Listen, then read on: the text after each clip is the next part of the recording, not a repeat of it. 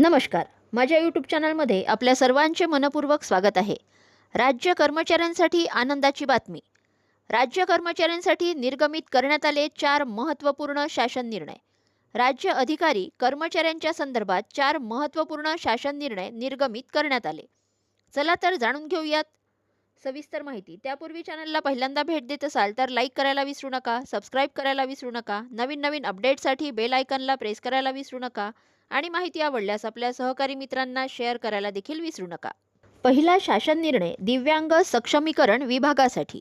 मूकबधीर या प्रवर्गातील कार्य करणाऱ्या अशासकीय संस्थांना सहाय्यक अनुदाने निधी वितरण करण्याबाबत मंजुरी देण्यात आलेली आहे.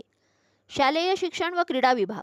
कोविड संबंधित कर्तव्ये बजावत असताना कोरोना विषाणूचा संसर्ग होऊन मृत्यू पावलेल्या कर्मचाऱ्यांच्या कुटुंबियांना विमा कवच सानुग्रह सहाय्य मंजूर करण्यात आलेली आहे.